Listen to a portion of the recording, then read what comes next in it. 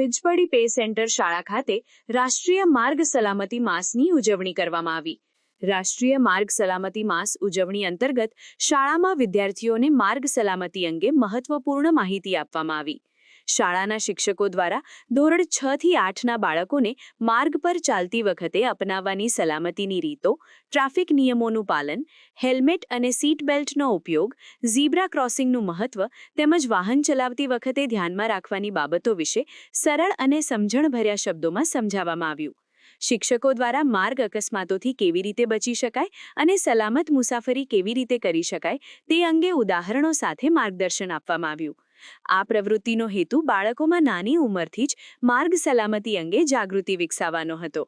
આ કાર્યક્રમમાં શાળાના તમામ શિક્ષકો તથા વિદ્યાર્થીઓ ઉત્સાહપૂર્વક જોડાયા હતા અને બાળકોમાં માર્ગ સલામતી અંગે સકારાત્મક સમજ વિકસાવી હતી।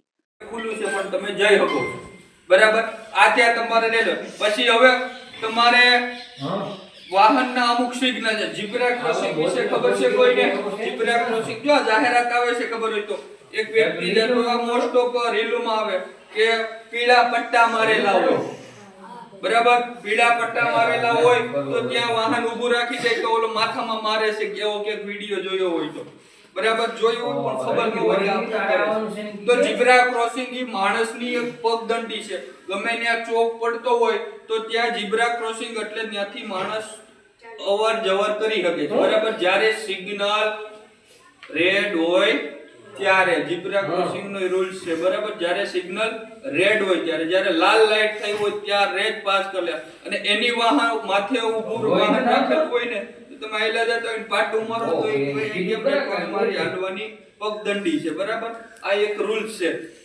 પછી અમુક જગ્યાએ હોર્ન આપેલું હોય અને એની ઉપર આવી રીતે માની લ્યો કે આ આયા આવી રીતે ક્રોસ મારેલું હોય જે તે વસ્તુ માની લ્યો કે આવી રીતે એક લીટો આપેલો હોય માથે માની લ્યો કે અહીંયા સાયકલ નું નિશાન હોય ને આવો માથે લીટો હોય તો અહીંયા સાયકલે લઈ જવી નહીં આ ટૂંકમાં નાનું નિશાન છે ઉપર લીટો હોય એટલે નાનું નિશાન કોઈ પણ હોર્ન આપેલું હોય ને આવો લીટો મારેલો માની લ્યો હોસ્પિટલ હોય બાજુમાં સ્કૂલ હોય તો ત્યાં હોર્ન વગાડવું નહીં બરાબર। પછી પાર્કિંગ નું આવું મારેલું છે સાંભળો મોટર વ્હીકલ એવું કહે છે કે તમારી ઘર સામે કોઈ પાર્કિંગ કરે તો એના ઉપર એક ગુનો દાખલ થાય બરાબર।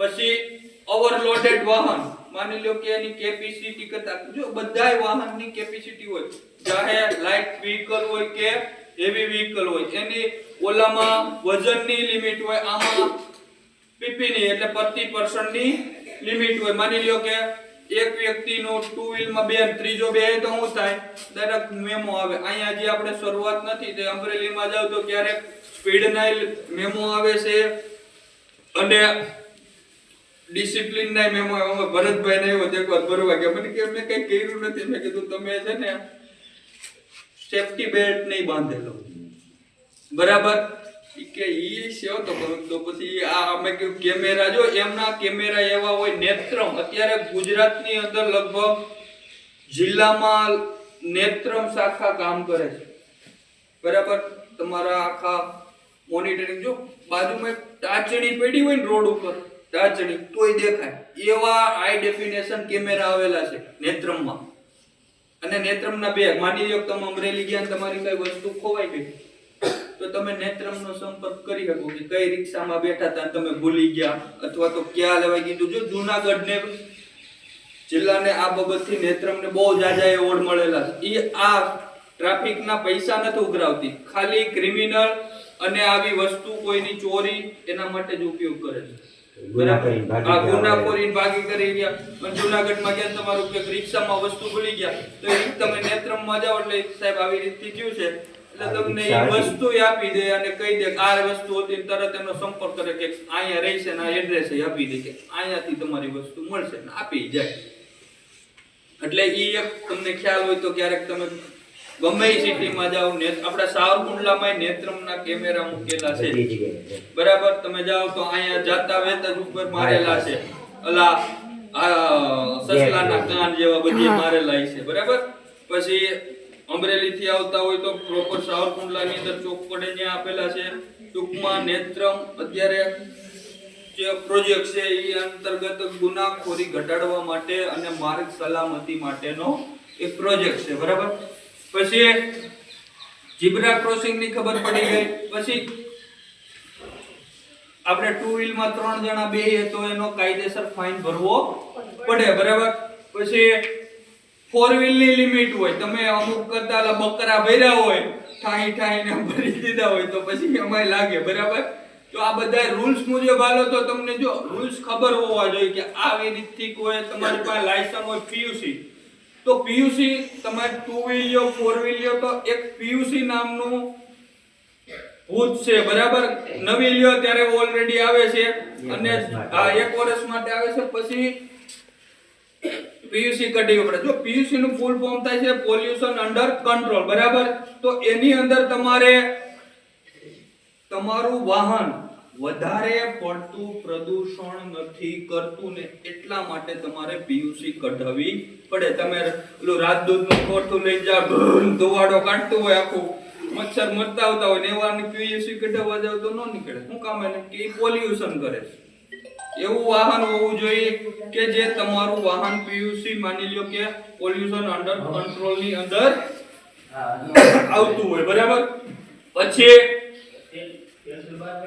ખાસ કરી જો આ જાણ્યા જેવું છું કે તમે જે આ એરા બધા આપેલા રહ્યા એનું તમને ખ્યાલ આવી જવો જોઈએ. માની લ્યો કે નો સિગ્નલ, પછી વન વે નું નામ સાંભળ્યું કે માની લ્યો કે આ બે રસ્તા છે તો એક રસ્તો જવા માટે હોય અને એક રસ્તો આવવા માટે હોય.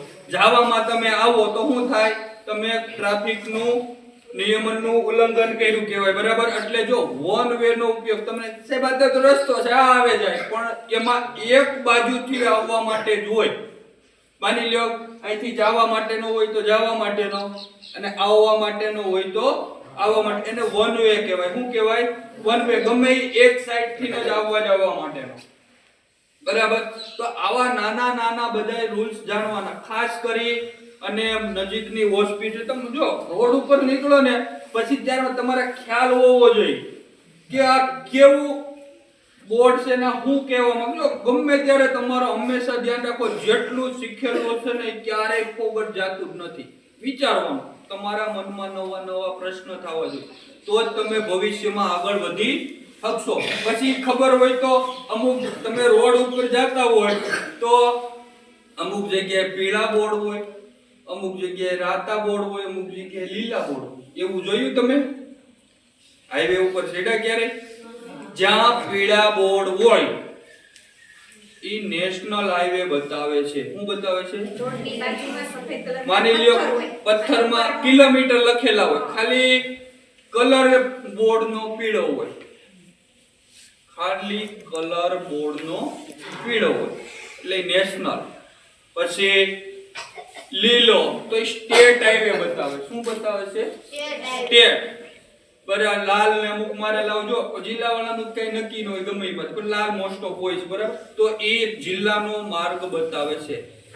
આ કાળો મારે, બરાબર, આ જિલ્લાનો માર્ગ બતાવે છે. તમે નેશનલ હાઈવે ઉપર હોય તો અમદાવાદ થી બરોડાનો અત્યારે નેશનલ હાઈવે છે, બરાબર, નંબર 1 આપેલો છે. એમાં 2 વ્હીલ ને તમે ન જઈ શકો. પછી માની લ્યો કે આ 4 વે છે, બરાબર, 4 લેન હોય તો એમાં અમુક લિમિટ હોય કે આ સ્પીડ વાળાને આ લેનમાં હાલવાનું, આ સ્પીડ વાળાને આ લેનમાં, આ સ્પીડ વાળા છેલ્લો લેન હોય એ ખાલી હોય. એના માટે ઓવરટેક એટલે કે સાઈડ કાપવા માટે જ આપેલો હોય છે. સાઈડ કાપવા માટે જ આપેલો હોય છે, બરાબર. તો આવા બધાય થોડા જો એક આયરે મગજમાં ભરશો તો નહીં ભેગું થાય. થોડું કાયમ નવું જાણવા. એક હંમેશા યાદ રાખજો, શીખેલું ક્યારેય ફોગટ જાતું નથી. માની લ્યો પછી જ્યાં તમે હાઈવે ઉપર ચડો તો ટેલિફોન બૂથ જેવા ડબલા આપેલા હોય, તમે નેશનલ હાઈવે ઉપર ચડો તો એનો તમે સંપર્ક કરી શકો છો. માની લ્યો કે કોઈ અકસ્માત થયો તો નજીકમાં આપેલું હોય તો તમે એમાં કોલ કરી અને ઇમરજન્સી વાહન બોલાવી, રેસ્ક્યુ વાહન બોલાવી શકો છો, બરાબર.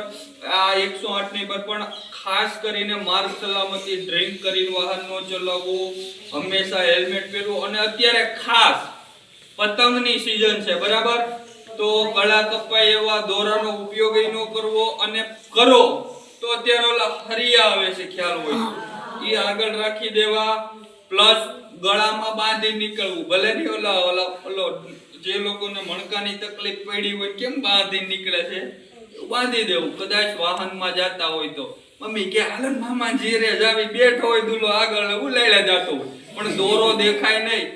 દેખાવાનું બીજું કારણ છે કે તમારી આંખ સ્પીડમાં જાતા હોય એટલે પવન લાગ્યો હોય, અડધી બાંભળી તો એમ થઈ જાય બરાબર. અને એક ધ્યાન રાખજો, કોઈ પણ એક્ઝામ દેવા જાવ ને, ટુ વ્હીલ લઈને જાવ ને, તો આ નાની નાની બાબત ધ્યાન રાખવા જેવી છે બધી. ટુ વ્હીલ લઈને જાવ ને તો આંખમાં ચશ્મા બસમાં પહેરી લેવું, નકર તમે પેપર દેવા જાવ ને 10 મિનિટ તો દેખાય નહીં. તમે વાંચેલું હોય છતાં પણ તમારે મિસઅન્ડરસ્ટેન્ડિંગ થાય. જો આવા તમને ખ્યાલ હોવો જોઈએ. પછી શેવડીનો રસ પીને જવાનું, આવું બધું કીધું તો ખબર, તો દારૂ પીને હું કામ આલ્કોહોલ વાળું મીઠી વસ્તુ ખાવ તમે તો તમને યાદ તાત્કાલિક આવી જાય.